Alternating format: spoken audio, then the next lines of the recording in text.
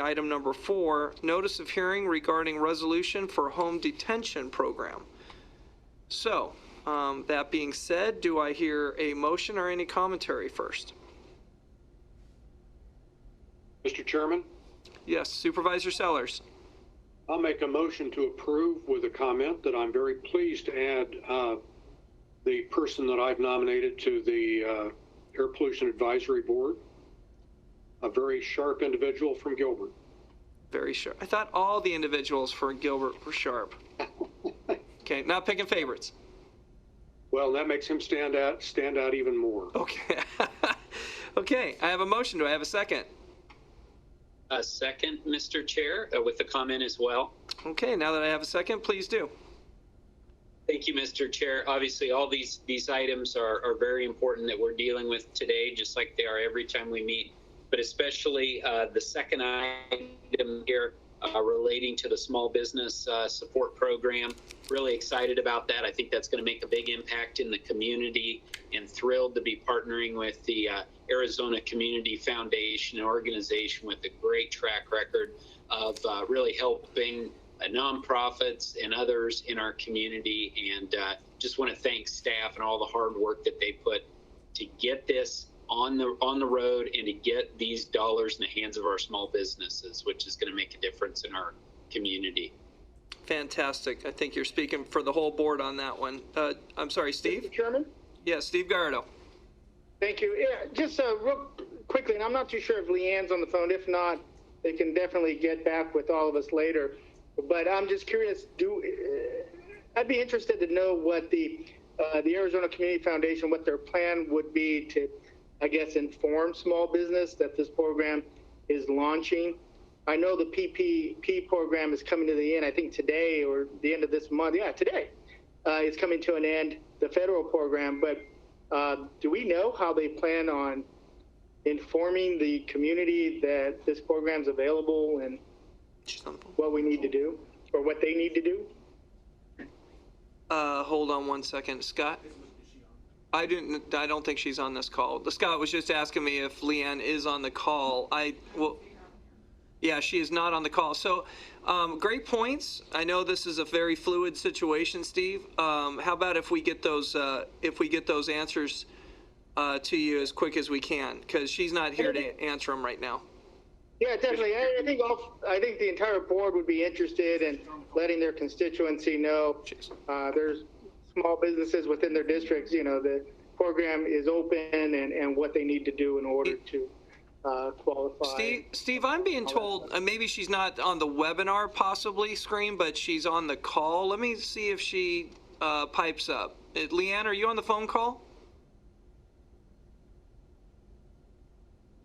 Mr. Chairman, if she has only joined via the phone, we do not have the ability to unmute her. And she can always get back with us, Mr. Chairman. I'm just one of those things that I'd be curious to, whatever I can do to help, you know, any of the small businesses that are out there in my district, I'd do whatever I need to do to help promote it and get the word out. Okay. Well, let's just... Chairman, this is Reed. I'll make sure that Leanne and I follow up on that. We'll get that to you this week before the end of the short week. And Mr. Chairman, this is Deb. Field says he could possibly respond to this. Would you like to have me unmute him? Yeah, please. Go, Fields. If you can answer that question, that'd be great while we're all together here. Fields, your microphone is open. So we are working with the communications and marketing group over at Arizona Community Foundation. Those of us here in the Joint Information Center, not only will there be a press release, they are going to push it out to multiple groups like Local First and Chambers of Commerce that have vast lists of people, or excuse me, of businesses and people that run those businesses in the categories that you are targeting with this program. So we'll be working directly with them during the 7 days prior to the grant program opening up, which right now is targeted for the 9th, which is next Thursday. Okay, great. I see a head nod from Steve Gallardo. So, yeah, thank you. Good. So we're on the way. Supervisor Chukri. Just a few thoughts. First, to Mr. Gates's point, I agree. And I think thanks to the credit of my colleagues and to the fine work of our team in Leanne, we wanted to make sure that the administrative fees, things of those natures that are oftentimes associated with this type of monetary transaction and process, were not overly robust in a negative way to taking more funds than they should or having a fee be higher. And I'm grateful that that's not the case and that we set together protocols as we've done in the past on how these monies would be distributed. And I also agree with Mr. Gallardo that we have to make sure to get the word out. I think some of the cities that have had the same opportunity have had difficulty.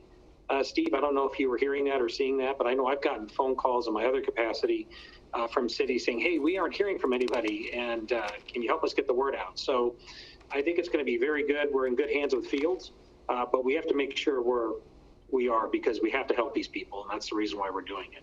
And then lastly, Mr. Chairman, on item number 4 about the home detention program, I'm glad to see we're going to get this process going. We're going to have the hearing. We're giving ample notice to folks to comment on it. I think it dovetails nicely with our smart justice programs that we've got working, but we have to do it right. And that's what all of us, I think, as a good team of colleagues have done when we look at these new approaches to how we manage Maricopa County.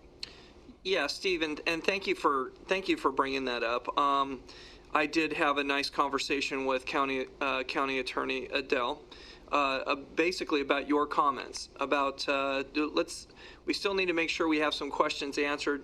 We need to find out who's in support of this program as it stands. I know there's several judges that have been working on this and within pilot programs and watching how other communities have done this, especially through this pandemic. So she had some good answers for me, but those answers need to be given all to you guys too before we get a vote. So I'll be looking forward to having that information brought forth from the county attorney's office, and off we go. So thank you for bringing that up. Thank you, Mr. Chairman. Okay. It doesn't look like any other comments. So I do have a motion and a second for items 1 through 4. All in favor say aye. Aye. Any opposed? Hearing none, motion carries unanimously. Thank you, boys. Procurement services, number 5. The board will now consider items 5 through 16. I'm going to stop in the middle because there's a highlight I have here. So under procurement services, 5, contract with Delta T LLC. Under elections, 6 through 16, IGA and agreements with Arizona Secretary of State, Integrated Real Estate Services LLC, Venesta LLC, Marketplace at Signal Butte SPE LLC, LIPA LLC. I'm going to stop for a second on Lynn Morrison LLC. I'd like to ask Fran McCarroll for a couple comments for clarification. Thank you, Mr. Chairman and members of the board. This is just a clarification on this item. As it shows here on the agenda, it is one lease for all of those properties, but it's actually been broken into 2 leases. So the first one is the Peoria Power Center. It's L7503, and the Bell Canyon Pavilions is L7502. The 2 leases are attached in the agenda, but the item seems to indicate that it will be in 1 lease. It's actually in 2. The other correction is that the Bell Canyon Pavilions shows it's in District 4, but it's actually in District 3. Oh, then forget that. There is no change also known as to Paradise, Mr. Chairman, also known as Paradise. Paradise in District 3. Yes. I'm happy you clarified that, Mr. Chair. I used to watch movies there in high school, so a lot of sentimental value there. I'm sure you'll be cruising Metro Center for the last time this weekend as well, like I used to, in my horse and buggy. Okay. Okay, so that's a clarification on the Lynn Morrison LLC, so I'll continue on.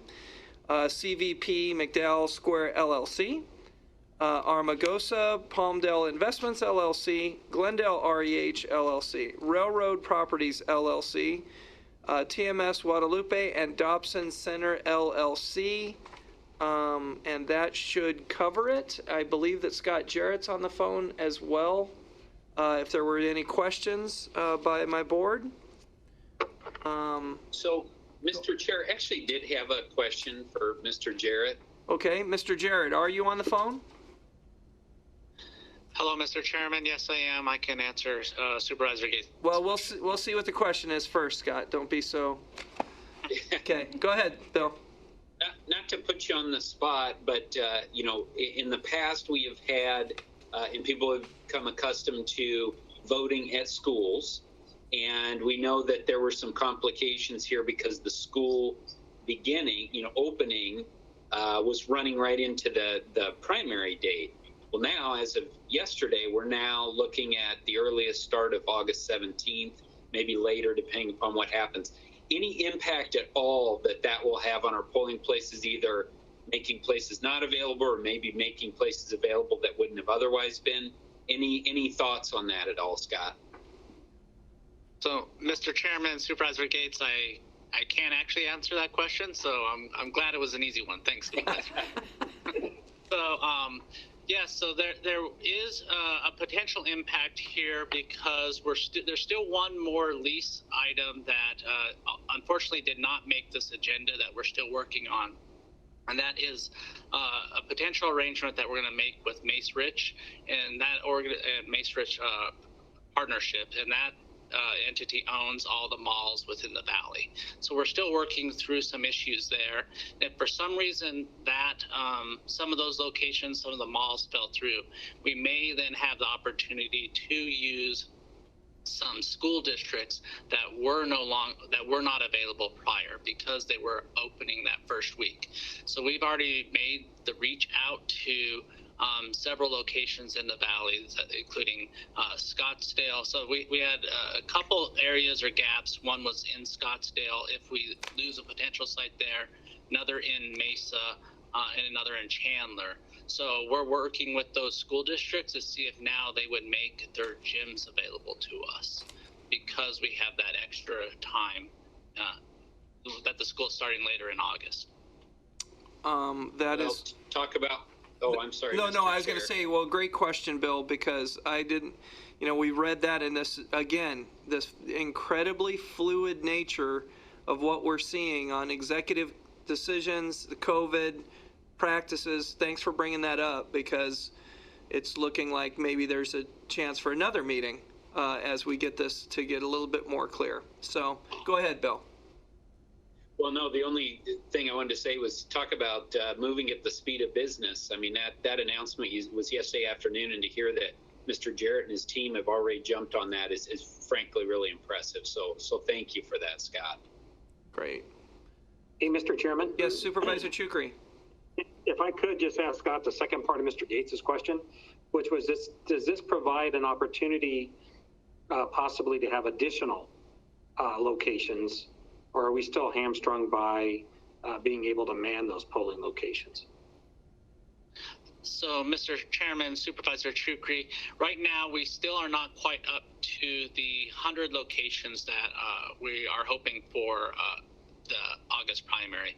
We did actually get up to 98, and then we fell back down to, because there were some cancellations, even as of yesterday on some of these locations. So we're right now working with that last lease group, and we're in the mid 90s right now. We're hoping to get to that 100 locations and then put a pin in this so our logistics and warehouse team can schedule all those setups for all those locations. We can inform those poll workers where they are truly working, what their training dates are.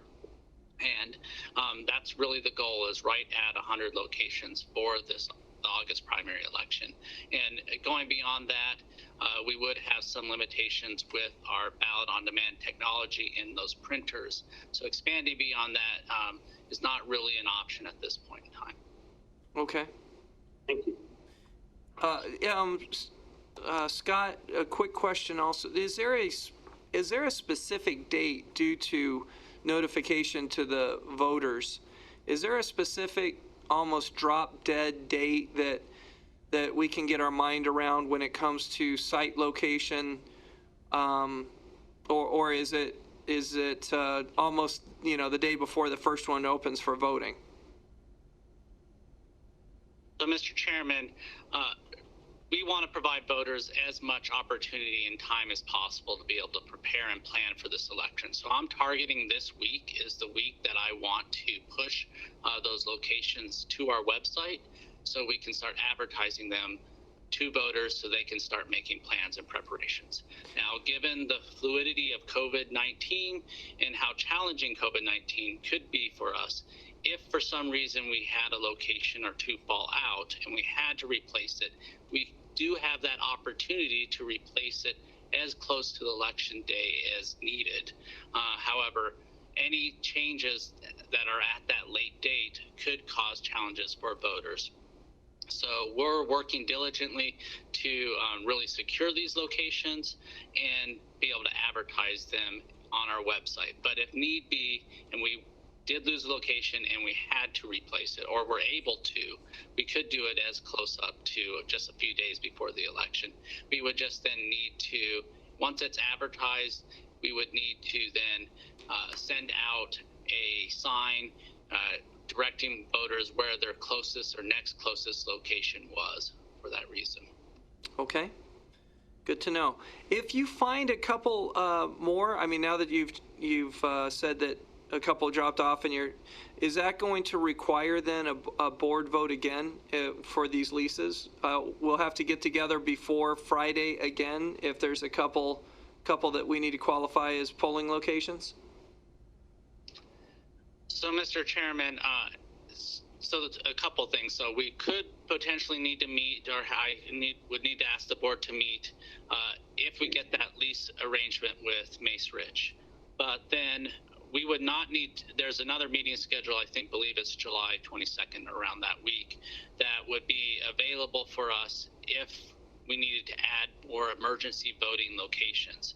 So in the agenda item that was approved last week, the board gave me the ability to, if needed, to be able to replace locations. And so I have the capacity and ability to do that for all locations except for emergency voting locations.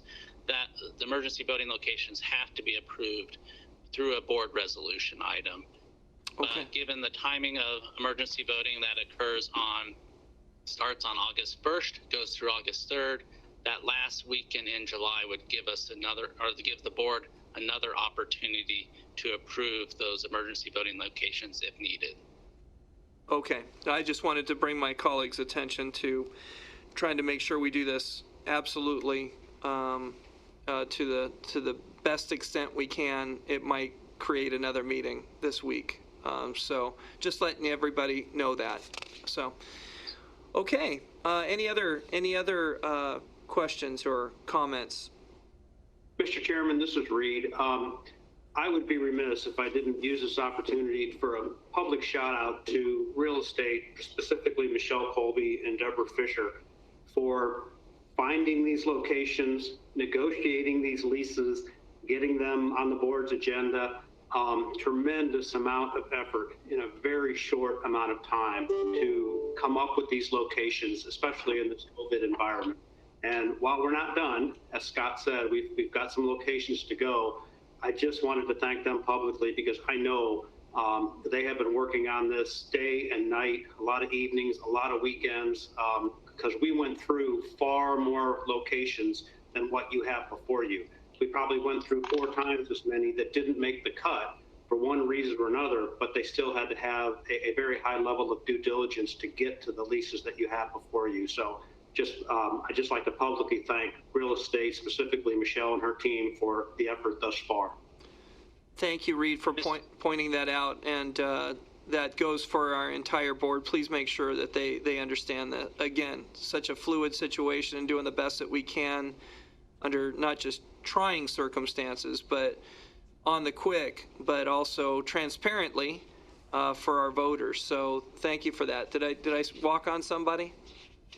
Mr. Chairman, this is Scott. Yeah. I want to just echo Reed's comments, and Deborah Fisher, she was taking my phone calls on Saturdays, Sundays, really trying to finalize these, and the real estate department really was an ally and a great asset in us being able to secure these in time for the August primary. So my appreciation and the entire team over here at the election department is very, very pleased and appreciative of the hard work and efforts they put in the last couple months.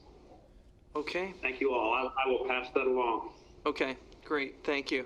And I'd like to remind almost all of my board members, other than Jack, would you guys please not put your hands on your face? We're trying to stay safe here. I'm watching you guys. Okay, it's like you're here with me. All right, looking for a motion and a second on items 5 through 16 with the noted clarification on the Lynn Morrison LLC. So moved. Thank you. Got a motion? Do we have a second? Who said so moved? I can't. Steve, while touching my face. Steve Chugri, okay. Do I have a second? Second. Okay, Steve Gallardo. Okay, motion and second. All in favor, say aye. Aye. Aye. Any opposed? Hearing none, motion carries. Now, I think, does that cover us? Okay, guys. Thank you for joining us, but that brings the end of the work of this session. So do I have to take a motion to adjourn, or do I just adjourn? Guys, be ready. Again, please be prepared. If we have to have another meeting when it comes to polling sites, we'll try to give you as much notification as we can. And we are adjourned. Thank you, everyone. Thank you. Thank you. Happy end of the fiscal year, everybody. Yeah, exactly. Awesome. We are adjourned. Sure. See ya.